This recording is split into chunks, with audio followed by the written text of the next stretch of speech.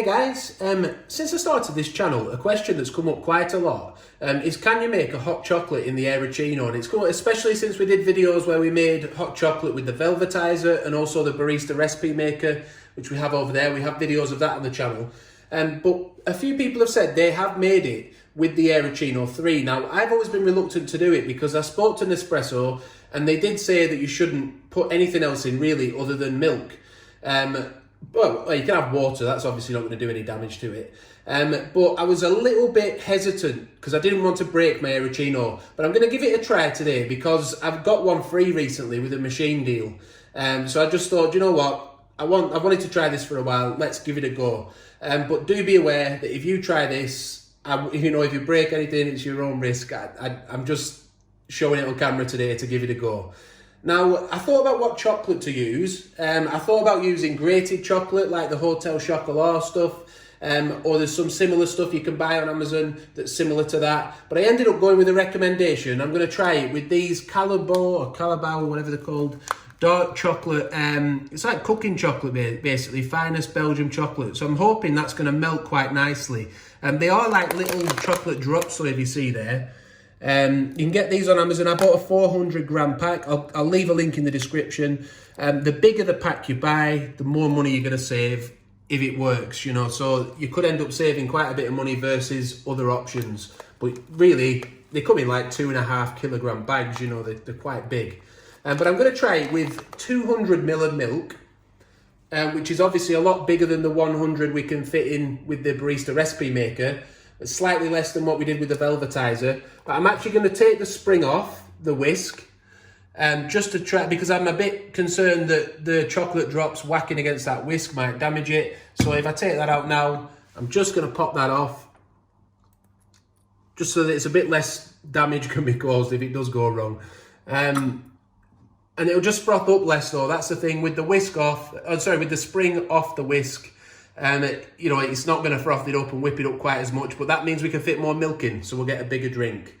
I'm also going to use a roughly 30 grams, I think, of chocolate. I'm going to weigh that out in a minute. Now, the Hotel Chocolat sachets, they're 35 grams. The Nespresso chocolates, you put 3 to 4 in, so that's 50 to 20 grams, but that's only with 100 ml of milk. So I've settled on trying this with 30 grams of these little chocolate dark callets, whatever they're called, and I'm going to try that with 200 ml of milk in the Aeroccino with no spring on. So I'm going to get all that measured out and weighed out now, and then we'll come back. Right then, so this is what 30 grams of the little callets looks like. Now we have been just having a little taste of these off camera, and they do taste good, so we're hoping that they're going to make a good hot chocolate. I'm just going to leave the lid off so we can have a look at them going in, and I'm just going to put them in bit by bit because again I'm a little bit worried about putting too much in at once, that it might stop the whisk from turning. So we'll just set it off. I'll add a few to begin with. Let's have a look at the top. Oh, they have dropped right to the bottom. I'll tell you what, let's just set it off and I'll pop them in bit by bit. As you can hear, it's already banging about a little bit. Pop a few more in. Like I said, people have said I wouldn't recommend doing this too often, but as the odd one or two, like every now and then, they find it works. But by the sound of it, it's already worrying me a little bit. So do this at your own risk. Hoping as it starts to heat that milk up, it'll start to melt that chocolate a bit more.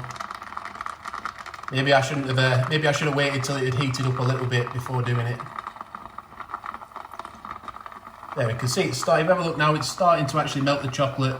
So perhaps wait until you put the first few in.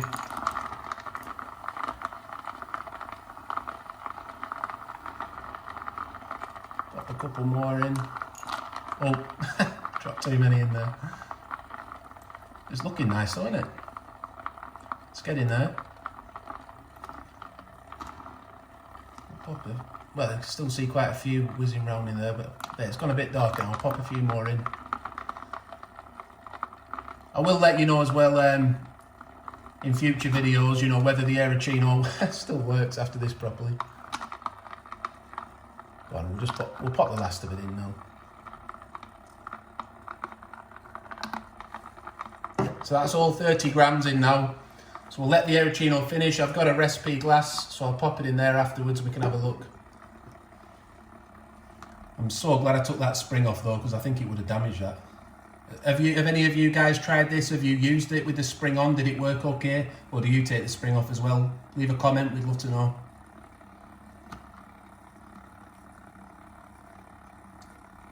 It's now really just a case of waiting it.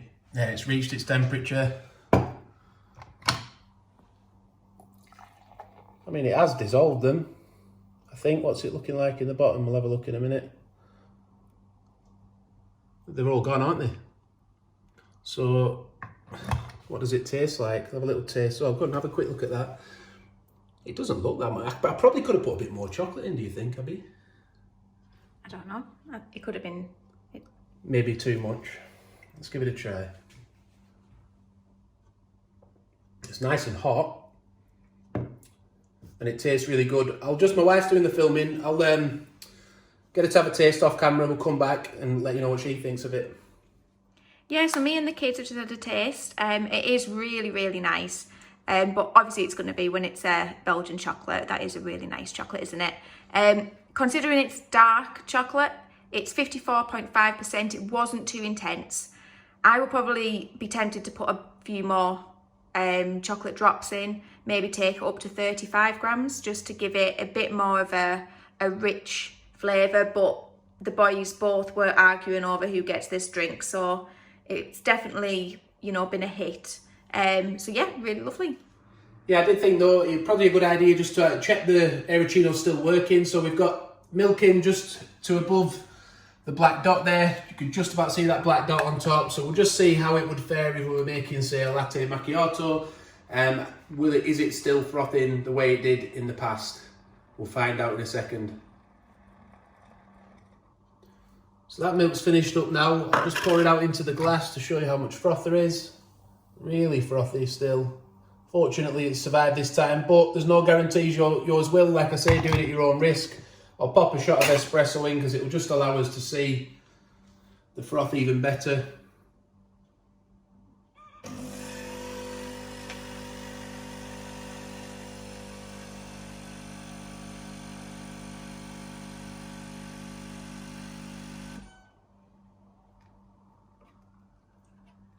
So there we go. The Aeroccino has survived and it's still frothing the milk well.